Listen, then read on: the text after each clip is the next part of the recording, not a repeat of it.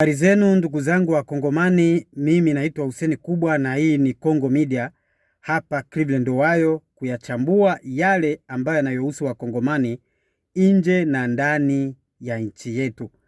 Hapa ninakuja kuchambua kwa nini wazalendo wale wa Kongo wale hawafikii malengo ya kufanikisha mission ya kuhakikisha wameondoa hawa waasi kwenye haya maeneo ya Fizi. Ikumbuko kwamba maeneo ambayo yameathirika sana ni maeneo ya Eastern Congo, North Kivu na Sud Kivu. Maeneo ya Fizi ndiyo ambayo yameathirika sana, na huku serikali au watu ambao wana nafasi za juu serikalini wanaishi zao huko Kinshasa kupata mishahara mikubwa, na huku taifa likipoteza vijana, likipoteza watu wa familia zao, likipoteza wazee, watoto. Watu wanauawa kikatili huu upande wa vita. Nini ambacho kinatakiwa kifanyike ili haya mambo yasiendelee kuwepo? Vita ambayo inayoendelea nyumbani kwetu ina muda mrefu sasa hivi. Ukiangalia imeanza kipindi Kabila yupo madarakani. Tshisekedi huyu ambaye yupo madarakani leo alivikuta hivi vita vipo. Sema walivizindua kipindi kile alipoingia kwenye muhula wake wa pili ule. Nafikiri mtutu ulianza huko maeneo ya Goma ukawa na shuka, na mpaka sasa hivi ni moto. Moto unawaka, vitu vinaharibika, rasilimali miundombinu ambayo ilikuwa ishaanza kuwekwa na Wakongomani ipo kwenye maji sasa hivi tunavyoongea. Nini ambacho kimekwamisha wazalendo kutokufanikisha mission, ikiwa ni watu ambao wamesaidia sana kukabiliana na hawa waasi bila hata msaada mkubwa kutoka serikalini? Je, serikali inatakiwa iwekeze nguvu kwenye hawa wazalendo kwa mifumo gani? Kitu ambacho kinachoonekana sasa hivi, ukiangalia mifumo ambayo inayotumika kuhusiana na upande wa wazalendo, ile mifumo ya zamani ime switch. Sasa hivi vikundi vimekuwa vingi sana kwa sababu ya labda maslahi, labda kila mtu anataka awe kiongozi. Kwa hiyo vikundi ambavyo vinavyopigana hii vita vinakuwa ni vingi sana, na vimegeuka kuwa sometime kupambana na adui, lakini wakati mwingine imekuwa kama ni hasara sana kwa wananchi. Kuna vijana ambao wanaojiingiza kwenye haya masuala ya vita, tena wanarudi kwa wananchi kufanya uhalifu, kuiba, unaona vitu kama hivyo. Yani nazao vijana ambao hawapo kwenye mstari kwa sababu ya hizi silaha ambazo zinazotumika huku zinakuwa zipo kwenye programu ya kiserikali. Unajua nchi ambayo kijana wa kawaida anaweza akawa na silaha ni nchi hatari sana. Ni nchi ambayo damu za watu zinaweza zikamwagika muda ni muda. Kwa sababu ukiangalia hata hapa Marekani, kwa sababu kila mtu ana silaha, unaona mitutu ya risasi huwa inalia kwenye maeneo ya kawaida tu ya wananchi wa kawaida, kwa sababu kila mtu ana silaha ambalo ana silaha ambayo anaiweka ndani ili kujiprotect yeye mwenyewe. Kwa hiyo nchi ambayo ipo kwenye hiyo mifumo inakuwaga very dangerous. Kwa hiyo na ndio maana hapa Marekani watu wengi wanaishi kwenye maisha yale ya kukaa ndani kwa muda mrefu sana. Uwezi ukaona makundi, watu wanatoka nje bila kuwa na tahadhari. Ni vitu ambavyo havifanyiki kwenye miji kama hii ambayo wananchi wameruhusiwa kukaa na silaha. Sasa hicho ndio kitu ambacho kinachoendelea nyumbani kwetu, kwamba kuna makundi haya ambayo yanayotetea nchi kwa upande mmoja, lakini yanakuwa ni hatari sana kwa wananchi. Kwa sababu ya nini? Hao watu wanashika silaha bila kuchunguzwa, kwa sababu silaha kama ni wanajeshi ambao wanaoangaliwa na serikali ndio wanaotumia silaha, kinakuwa ni kitu kizuri sana. Unaweza ukasema kwamba sio vizuri, lakini jeshi la taifa lingekuwa linatumia hizi silaha vizuri kwa mikataba au kwa program ambayo ipo maalum, basi tungeona hawa vijana wanaendelea kuwa waaminifu na kuifanyia kazi nchi kama vile ambavyo walivyokuwa wanafanya kazi zamani. Unajua kwenye masuala haya ya maisha ya maeneo kama haya ya vita, maisha huwa ni magumu, kila mtu huwa anahangaika. Kwa hiyo kila mtu anatafutaga njia yake ili apate chochote.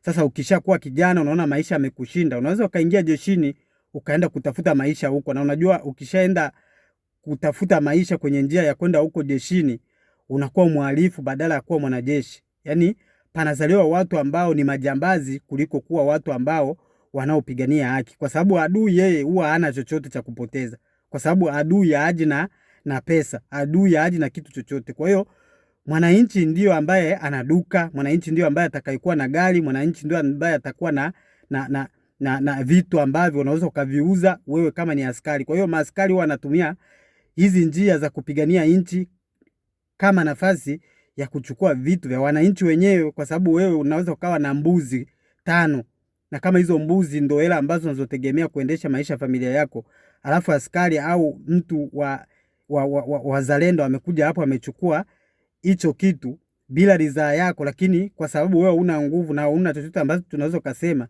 atakuja atakomendi kwamba tunataka mbuzi, watachukua mbuzi kwa kinguvu, na hiyo sio sawa kwa nchi ambayo tunatakiwa tuwe pamoja, tupiganie kile ambacho tunachokipigania, kuwaondoa waasi ili sisi wote tuendelee kwa pamoja. Sasa hii ndo mifumo ambayo inayozuia hawa wazalendo wasisonge mbele kwa idea moja, kwa sababu kuna baadhi ambao wapo kimaslahi na wengine wapo kupambania taifa, kwa sababu hivi vitu ambavyo vinavyoendelea huko sometime hawa ni vijana ambao wanajitolea. Sasa kwenye kujitolea kuna wewe sasa uwe mwadilifu au usiwe mwadilifu. Hilo ni chaguo ambalo mtu ambaye amejitolea anaweza kajiwekea yeye mwenyewe. Lakini sasa ingekuwa kuna mifumo ambayo inawaingiza hawa vijana serikalini kwa mpango ambao upo maalum, kwa mazoezi ambayo yatawapa hawa vijana system ambayo itakayowafanya wajue jinsi ya kupambana vita, wajue ni wapi wanapoanzia, wapi watakapoishia, watasonga mbele au wasisonge mbele, wajue signal, wao wana mafunzo yale ya kijeshi ambayo yanaweza kawasaidia kusonga mbele na kujua nini ambacho wanachokifanya. Hiyo ndo njia ambayo inaweza ikakomboa nchi yetu kwenye mikono ya waasi ambao wao wana mafunzo ambayo yanayoeleweka. Hawa ni vijana ambao wanaopitia kwenye mafunzo ya shule za kivita, wanaenda huko wanakaa miezi 6, alafu Kagame au serikali ya Rwanda ambayo inayoongoza hivi vikundi inatuma vijana ambao wamewiva sasa hivi, vijana ambao wana mafunzo, vijana ambao wanajua signal, wanajua kutumia vifaa, drone, silaha. Hasa kijana kama mzalendo amejitolea kuingia kwenye masuala haya ya kupambana vita, wakati huu wa vita atakuwa hana zoezi, itakuwa ni mtu ambaye anajifunza pale pale kipindi mapambano yanaendelea.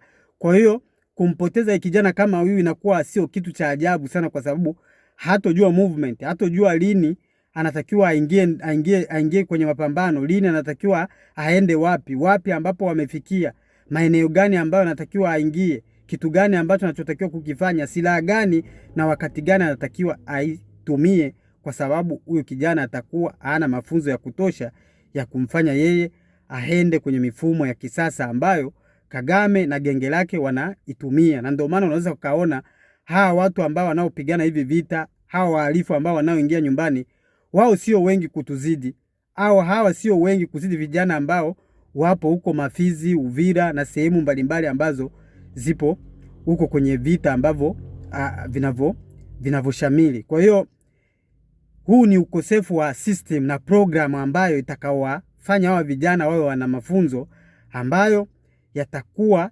yanaendana na mikakati ya kisasa, na hivyo serikali inatakiwa iwape support. Serikali inatakiwa iweke mguu kwenye haya masuala ya kupambana hivi vita. Lakini hivi vita mwisho wake kabisa, ili hivi vita visirudi tena, inatakiwa kuwe kuna mikataba ambayo itakayosainiwa kwenye masuala haya ya kimataifa, itakayowafanya hawa Rwanda wakatazwe na Umoja wa Kimataifa au na watu wengine ambao wapo kwenye nchi za nje, kwamba huu ndo mwisho, msiendelee kuwasumbua wenzenu, na mkiendelea kuwasumbua sisi tutakuja kuangalia nini tutakachowafanyia sasa, au sisi tutakuja kuwapiga. Na ndo hii mikataba ambayo Rais Tshisekedi anajaribu kuifanya huku nje ya nchi. Hii ndo diplomacy kama ninavyowaambia mara kwa mara. Lakini mifumo inayotumika sasa hivi ni mifumo ya kuwagawa hawa vijana kwa sababu ya maslahi. Ukimtumia hela, tuseme hivi vikundi kwa misaada kwamba wanunue silaha, hawatakuwa na njia sahihi ya kununua silaha ambazo zinazokizi vigezo ambavyo vipo mtaani au silaha ambazo wao waasi wanazitumia, kwa sababu wao wapo kwenye system ambayo ipo vizuri, wanajua silaha zao zikiisha zitatoka wapi. So hizi silaha za kuungaunga, yani silaha unanunua leo afu ile silaha ikiishiwa nguvu utapata nyingine silaha wapi? Kwa hiyo hivi ni vitu ambavyo tunatakiwa tuviangalie pale tunapoendelea kupambana kuhakikisha tumeitafutia nchi yetu amani ambayo itakuwa ni ya kudumu. Sio amani tu kwa sababu Uvira papo vizuri leo, kesho Uvira kunakuja fujo. Uvira pamekuwa hivi, biashara zinaenda, baadaye biashara zinakufa, watu wanakimbia, watu wanaenda kuuawa. Kwa sababu ya nini? Hakuna utulivu wa milele ambao umewekwa kwenye mikataba ya pepa za kimataifa. Hicho ndio kitu ambacho kinachoendelea nyumbani kwetu, na hiyo ndio hali halisi ambayo inayoendelea kwa mfumo ambao wanautumia wazalendo kukabiliana na maadui. Tukiwa na mafunzo, tukiwa ni watu ambao